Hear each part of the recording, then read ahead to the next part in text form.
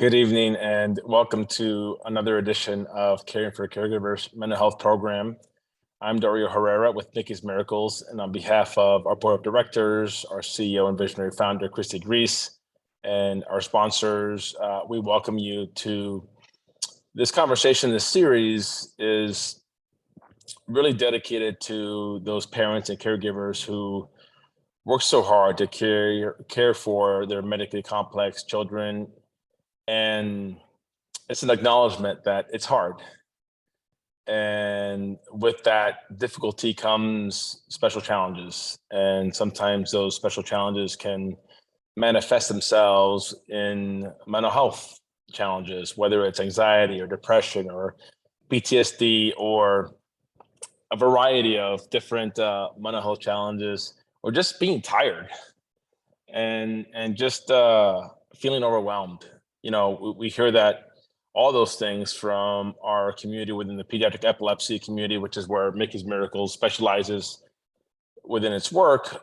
But this program, we wanted to be broader because what we have learned and what we continue to experience is there's a shared journey for parents and caregivers of medically complex children.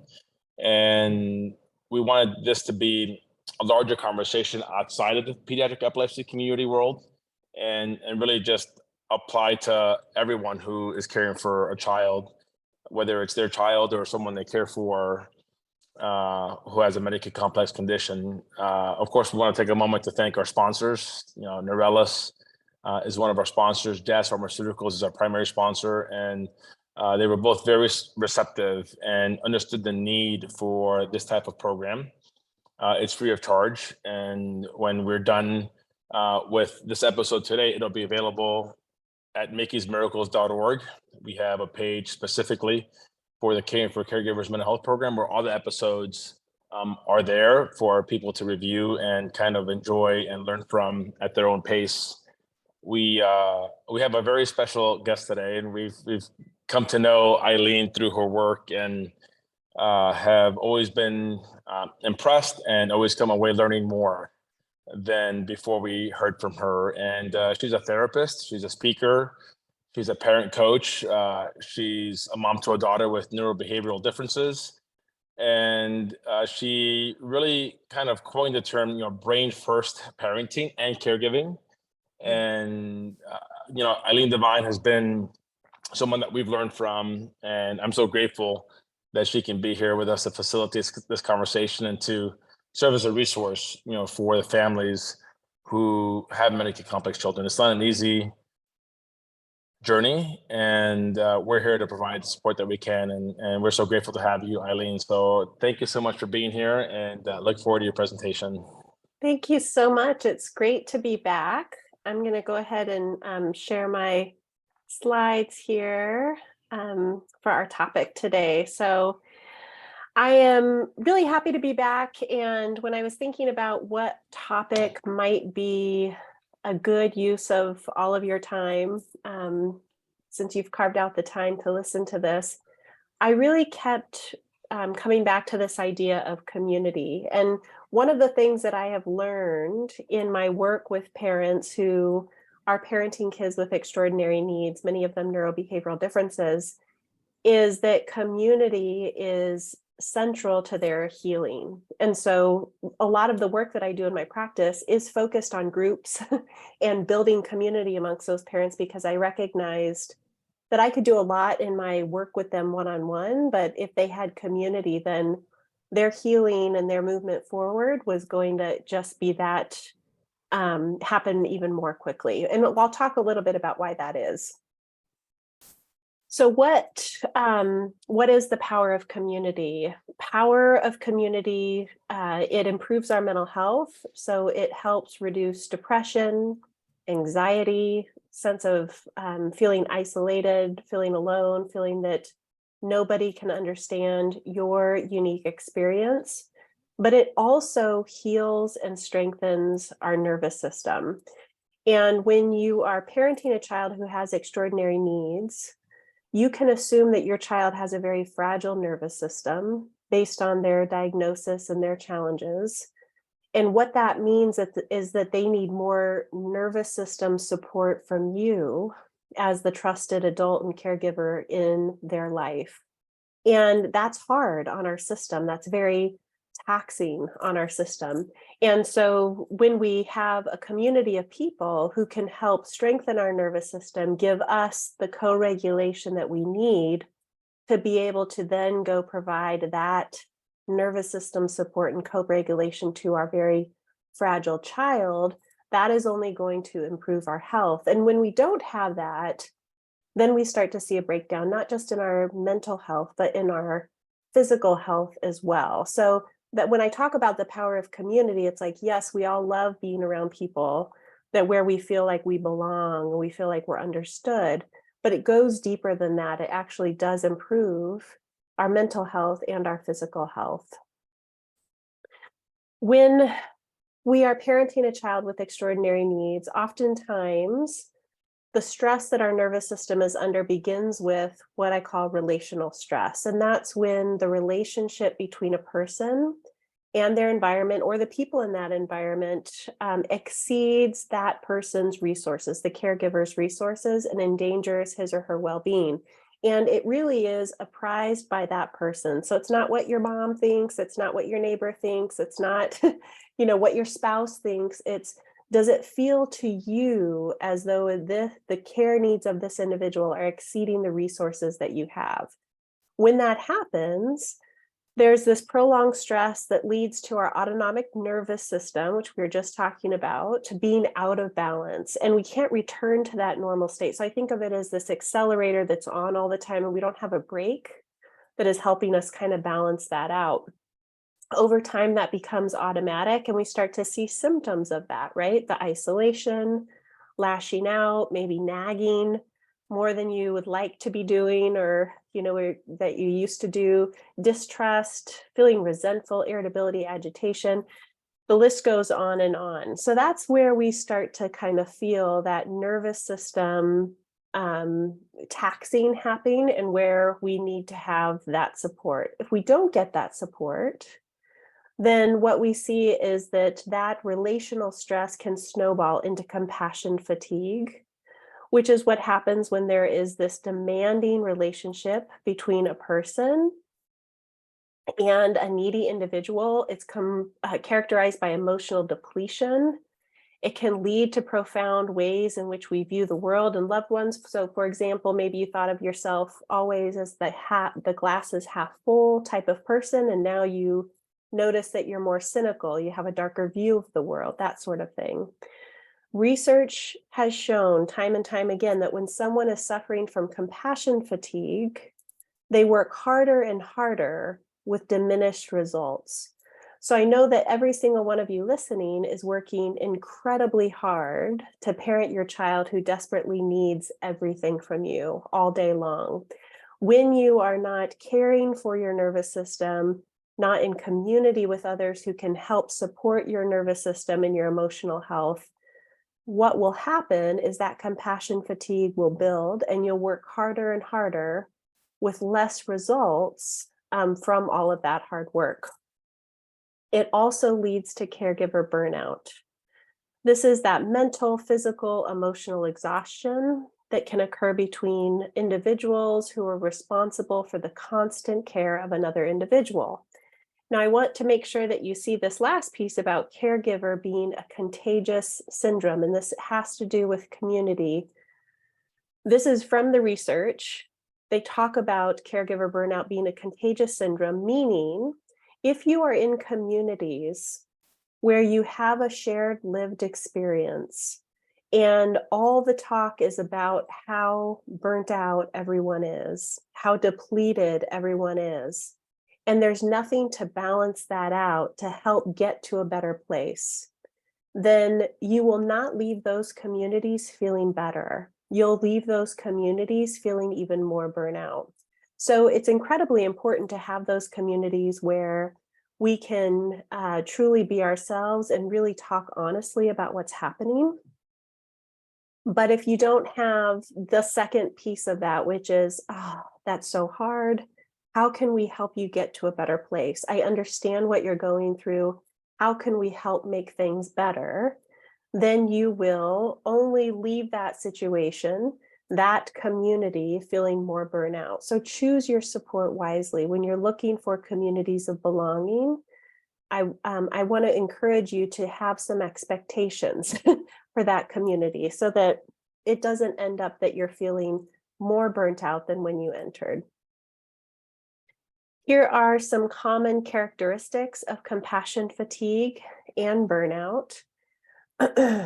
It develops over time, so it gets tricky because sometimes it will sneak up on people before they even know what's happened. They're in the thick of it, trying to work their way out of it. It can be this chronic discomfort or anger or fear, denial or avoidance about what's happening. There can be physical components to it, feeling withdrawn, more isolated, changes in your appetite, maybe excessive uses of any sort of numbing, for example, alcohol, other substances, could be gambling. Maybe over time, you've noticed that you've become more exhausted to the point of becoming chronically tired. You have increased frustration, so that window of tolerance where small things kind of have big reactions for you. And you have a decreased patience or flexibility for things that are seemingly small frustrations, diminished self-esteem, feeling depressed and isolated, a loss of interest in enjoyable activities, or not even knowing what activities now bring you joy, not being able to identify that, changes in sleep patterns, feeling irritable or helpless or hopeless. So I want you to think about which of these resonate with you. What have you experienced in the past? What are you experiencing now? If you are in a parenting partnership, what do you recognize in your partner? To just give a sense of where that compassion fatigue and burnout may be for you. We can't talk about this parenting experience, I don't think, without mentioning and touching on grief. We could spend an entire 2 hours talking about grief in and of itself. But one piece that I wanted to mention that is directly tied to community and the healing power of community in this unique parenting experience is disenfranchised grief. And so that is grief that is not socially sanctioned. It's not openly acknowledged by others. It's not recognized by others.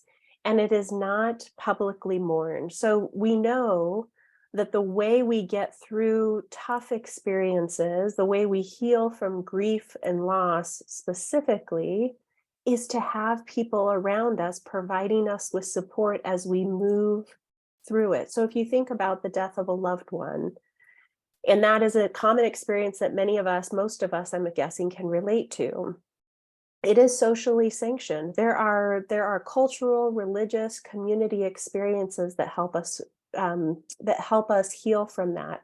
It's openly acknowledged. You have people maybe sending you cards, calling you up to see how you're doing, bringing over food, whatever it might be. It's absolutely recognized by others, people sending their condolences. And it is publicly mourned. And that is all about the power of community helping to heal that loss and grief. When you are in this parenting experience that can be filled with so much loss and grief that comes in waves over time, and you don't have a community of people who recognize that, it's going to be really hard for you to move through that on your own. Having a community of people who understand that loss, make it so that it's no longer disenfranchised. We are all wired for connection. So connection with others is a biological imperative. It is essential to our survival. No matter if you are an introvert or an extrovert, it does not matter. We have different ways that we connect with others, but that is something we all need to be thriving, healthy human beings. When we have reliable and regulated support from others, so we have someone who can provide us with that co-regulation that our nervous system needs, then we feel more settled. We feel more in balance. We don't feel dysregulated or off kilter as often. Our regulation is contagious. and being understood as regulating. So this is really great news when we are surrounded by a community of people who can provide us with regulated support. So they are in balance. They're saying, I see you, I hear you, and we can soak that up in our nervous system and we become more balanced and regulated as a result. I know that for a lot of the parents that I work with, even some parents who are in a parenting partnership, there may be a lot of dysregulation in their home and even in that primary relationship where one parent is dysregulated much of the time. And so that parent who is struggling so much to be kind of the grounded force in that family, that is really taxing for them, again, at a mental level, but also a nervous system level. And so it makes it even more imperative that that person who is that regulated support for the entire family unit, for the spouse who's dysregulated, for the child who has a fragile nervous system, that they can find a community of people who can provide them with co-regulation, right? That heals and strengthens their nervous system, so they can settle into that and they can go back into their home situation and be able to be the steady presence that they need to be. Connection with others builds our resilience so that we have the endurance we need for our parenting journey. So we've talked before about resilience and why that is so imperative for us to be thinking about as parents of kids with extraordinary needs. And the way that we build resilience, there's lots of things that we can do individually to build our resilience.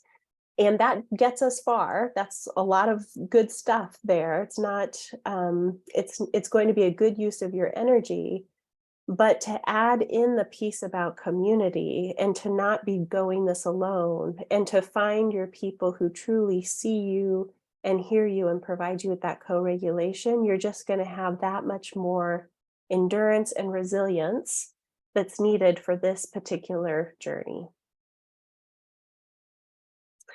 I shared this last time I was on, but wanted to share this again. Here's a link to a self-care template that is not your popular culture type self-care. It is created actually from ideas that the parents that I work with have given me over the years about things that you can do to build your resilience each and every day, simple steps. And so I would encourage you to go check that out if that's something that would be helpful to you. Thanks so much.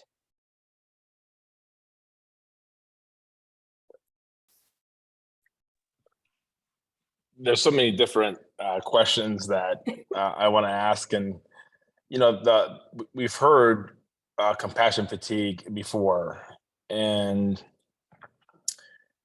it really is more of a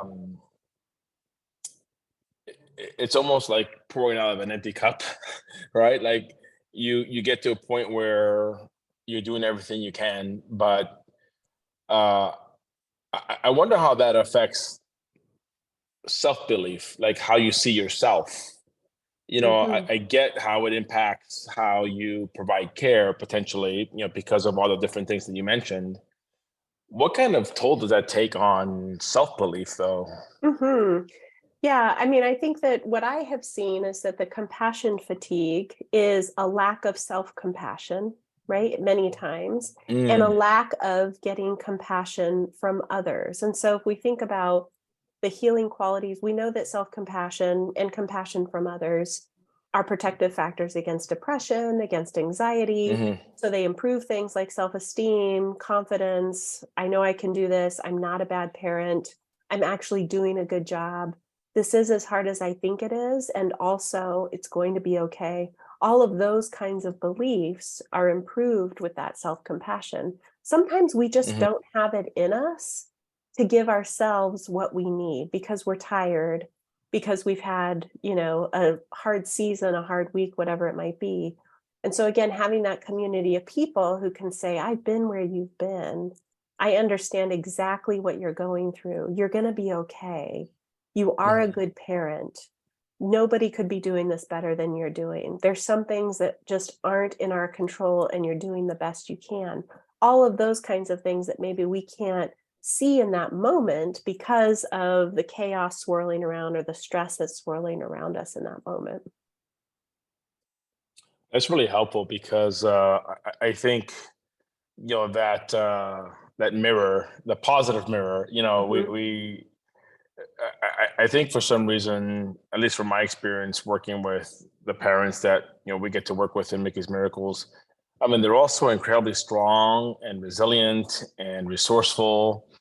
But sometimes when I talk to them, they don't believe that about themselves, Mhm. and in some ways they almost think like they what's going on with them is unique to them, Yes. and we tend to remind them that it's really a shared journey with most parents and caregivers, and we also have learned to remind them through our experience with them of how courageous they are and how resilient they are and what a great parent they are and Yep. how resourceful.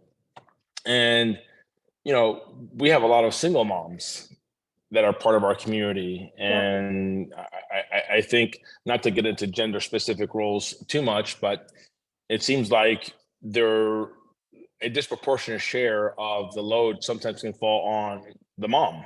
Yes. And I wonder what your experience is in terms of how, the gender roles, whether they're, mom and dad or whatever you want to call it, Yeah. how does that play? Because like even within Christy and Gabe's relationship, for example, Christy Grease, the founder, and Gabe, Mickey's Yep. dad, Gabe for the most part has been more stoic, and more, I think, level.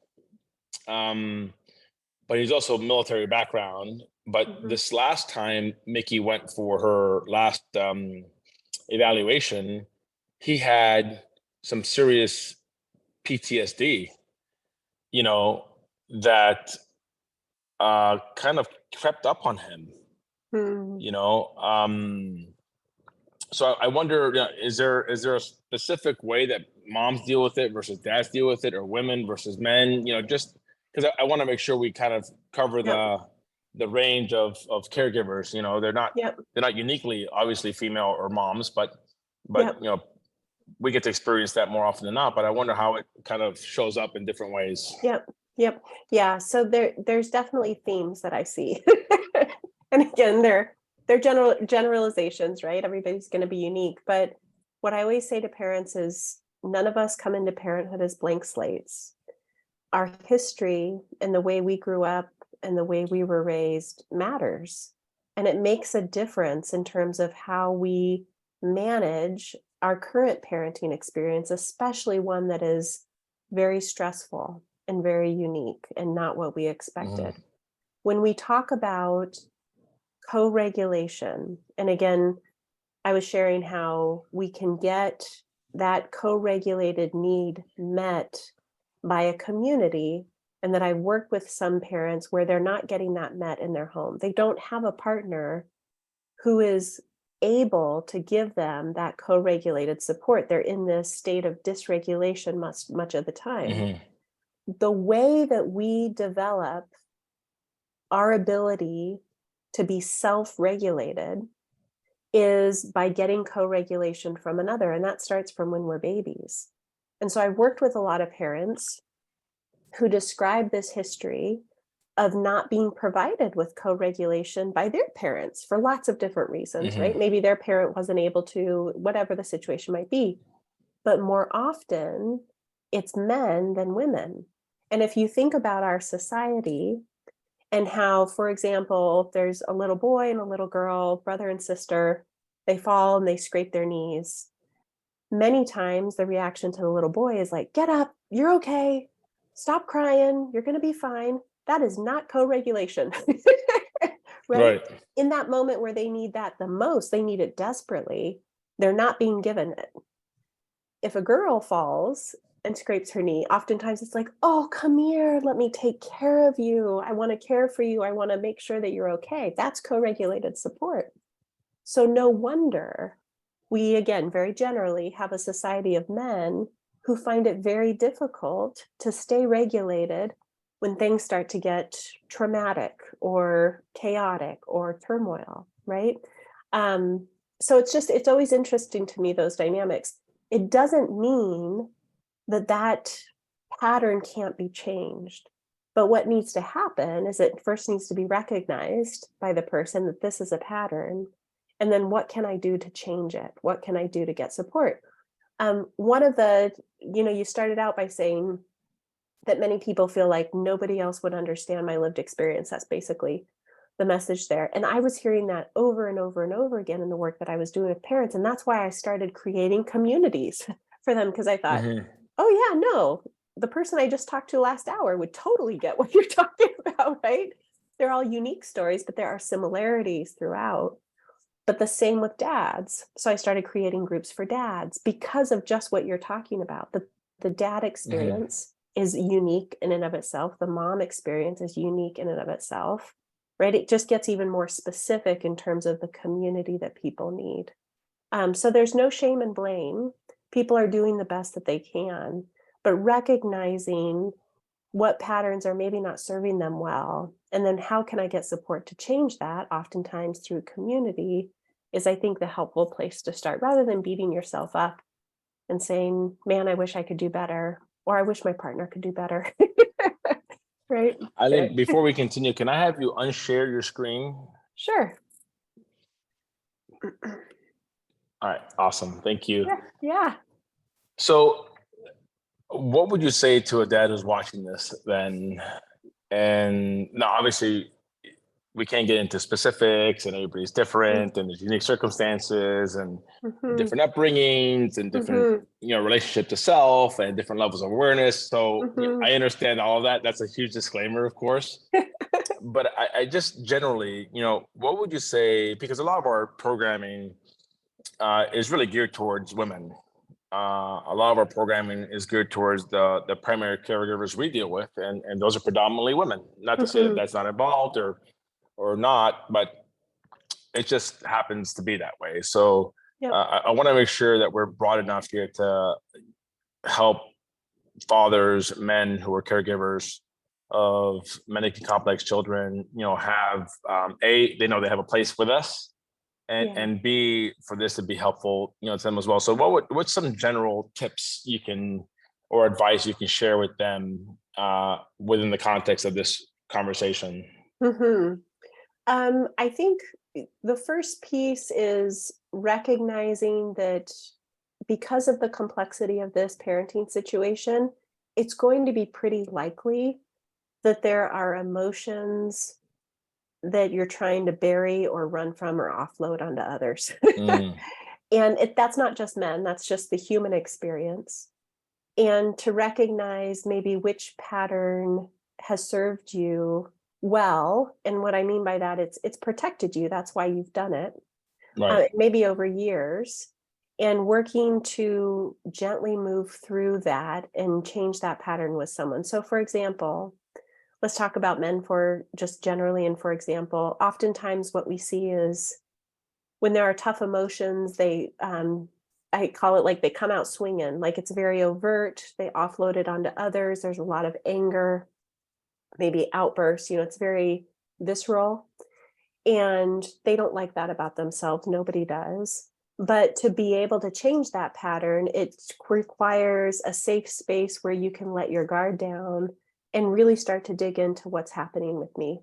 When I mention grief, oftentimes when I'm working with couples and the mom is so clearly in a grief episode she's very tearful, very emotional, what you would expect to see with grief. And then the dad is very closed off, shut down, or angry, or fearful. And that fear comes out as anger. And that's where the disconnection can often happen, right? They feel like they're not on the same page at all. They're in very different experiences when they're actually both going through the same experience. They're just reacting to it very differently. They're managing it very differently. And so that awareness can help them then come together in the moment when they need each other the most. But without support in figuring out those patterns, I think it's really hard for many people to get there on their own. And so that's what I would encourage, like folks listening, if this resonates with you at all, or if it's like starting to cause some unsettledness, hearing me talk about this, that's probably a good sign that there's something to be curious about there, right? Hmm.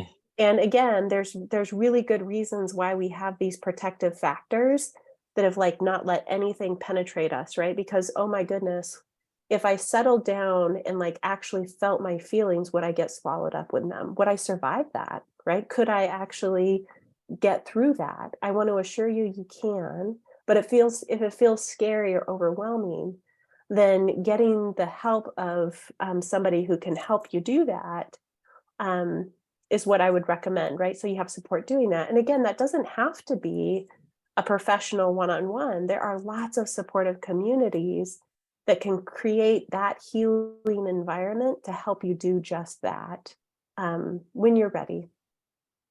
I love the C word you used because so often it really can be criticism, self-criticism instead of self-curiosity.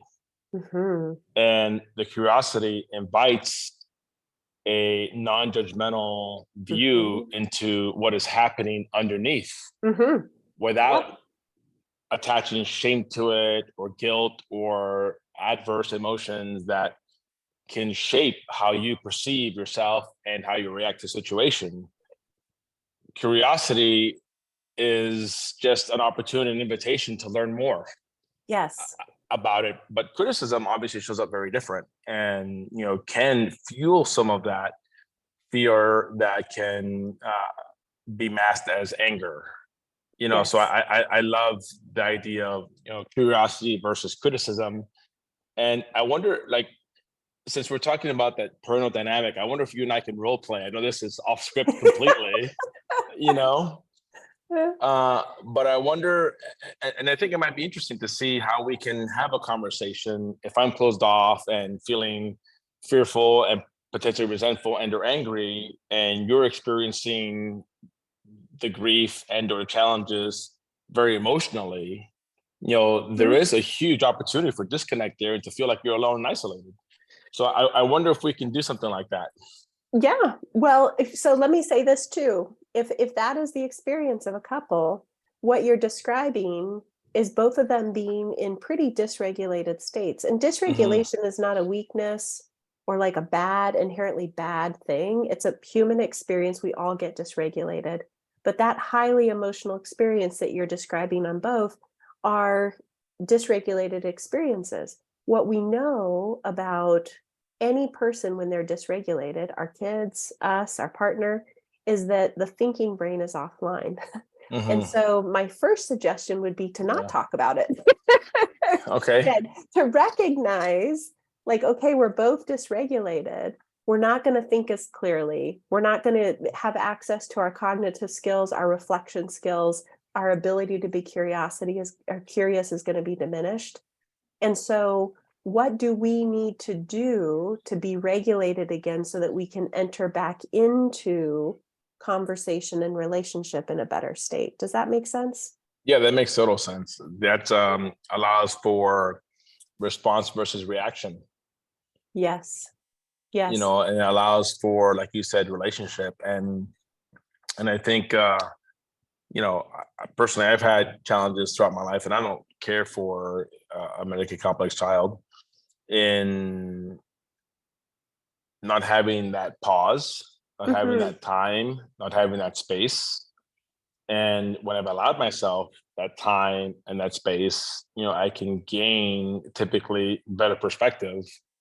So I Hmm. can come at it more from the thinking brain versus the Hmm. emotional brain. And we know Yes. there's a very complex relationship between the thinking brain and the emotional brain. And sometimes the emotional brain can trick the thinking brain. Hmm. And sometimes the thinking brain can kind of suppress emotional expression. Hmm. So that's an interesting neurological conversation in and of its own. But Hmm. I really like that. But so let's say, for sake of argument, we've gone to our separate corners, so to speak, Yep. and we're back in relationship. Now we're Hmm. regulated. Now we're ready to have that kind of conversation.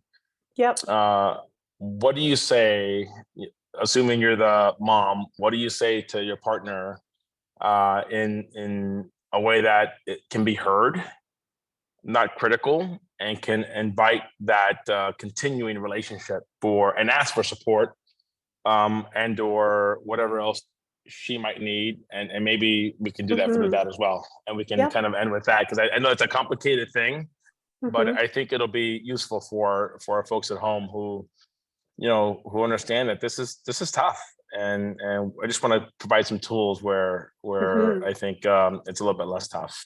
Yeah, yeah. So to go one step before that, for folks listening, what I would encourage you to do is, outside of these challenging moments, identify what is going to help you get regulated and clear your head and get clear on what's actually happening with you. So maybe it's, yeah, you go to your separate spaces and you write it down, or you journal, or you listen to music, or you meditate, or whatever it might be, right?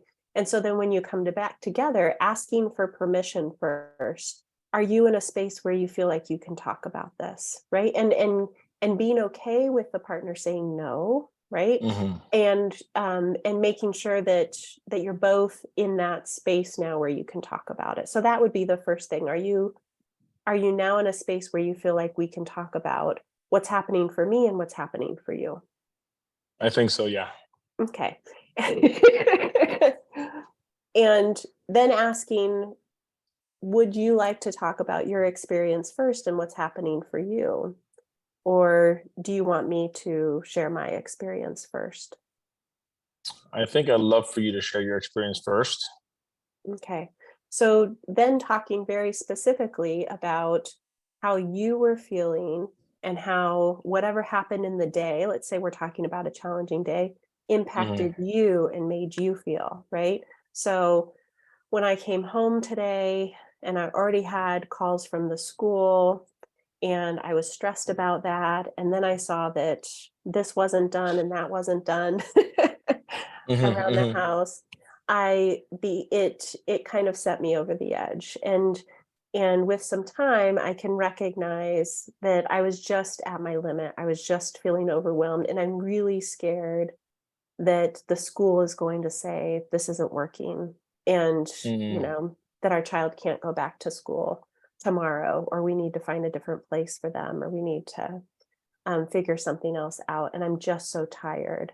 And so I know that fear was making me irritable, short, and I really lashed out at you. And I'm sorry that I did that. So that's how I was feeling. That's really good. I guess in These the stories a few spirit of times. role So playing, yeah, I guess in the spirit of role playing, I'll say, thank you for, sharing your experience. I didn't know you were dealing with, all of that. All I saw was, the outburst, and I felt like it was directed at me, and I personalized it. And instead of asking, hey, what's underneath that and how can I support you, I responded with my own, you know anger and resentment. What we deal with every day is already hard, and when I already have guilt over passing on my gene to our child, Mm, and the fear of what tomorrow is going to bring, and how our child's going to develop, and what his or her future look like. So I already was in that space, and then I felt attacked, and I'm sorry for not listening better, and for not being curious about what was driving your reaction. And I recognize that I didn't help the situation, and I'll do better. mm. I appreciate that. And I All right, I understand. think we did all right there. I think we did too. But it's so, I mean, obviously, when it's role playing is one thing, but when you're in it, right, and that stress is there, and it's compounded, and it's accompanied by lack of sleep and financial Hmm. stress and sleeping stress, and Hmm. just life, on top of all those real feelings about having a child, that you're scared about what their future, or even their present might be. I can see how much more difficult it is to be regulated and to have that kind of exchange. Oh, so hard. Yeah, so hard, especially if the pattern has been something different for years. Sometimes Yeah. for years for folks. And again, it's no shame or blame. It's completely understandable how it got to that place. But to understand that you don't need to rush it, and the full conversation doesn't even have to happen in one fell swoop, right? You could just Yeah. start by saying, I'm really sorry that happened. I was feeling overwhelmed. You could just keep it at that and then let that settle in and then circle back to the conversation when you're feeling even more regulated, right? And then maybe even the step after that is, the mom who's worried about the school calling and is feeling all these calls, like, when we see the school number come up, do you think maybe you could pick up that time? Like, it just would mean so much to me if I was sharing that with somebody else, sort Yeah. of doing the problem solving behind that. But yeah, it takes a while to get there, and there's no problem with that. It's taking one small step at a time.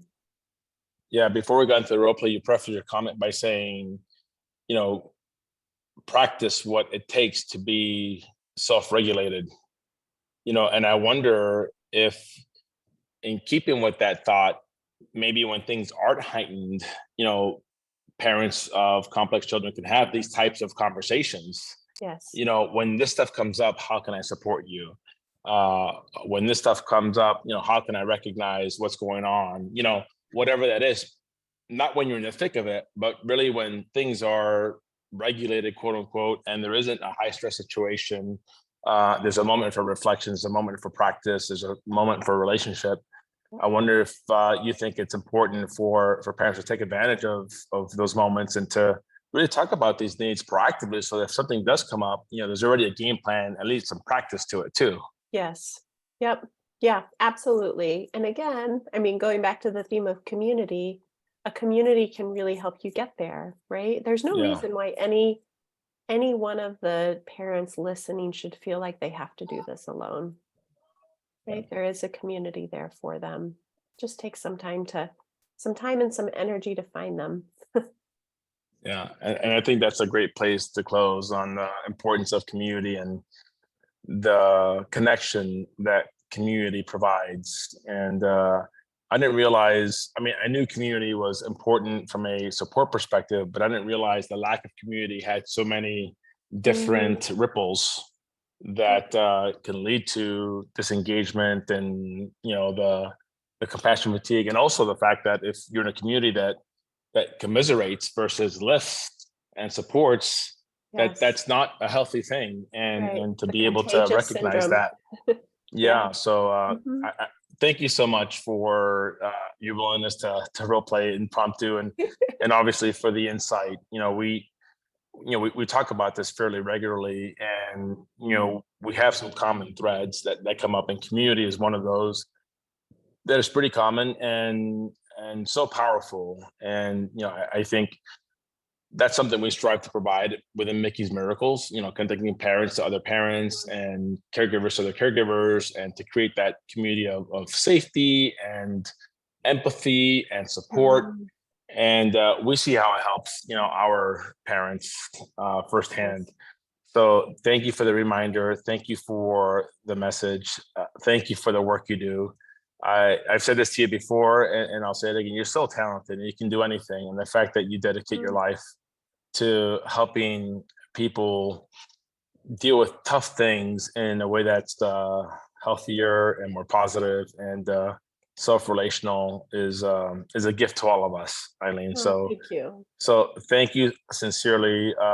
If you're at home and didn't get to watch the first part, this will be up on our website in the next couple of days, mickey'smiracles.org. You can always message us as well to see if there's something that we can support you with. And certainly, if you have any topics of interest with respect to mental health, please share them with us.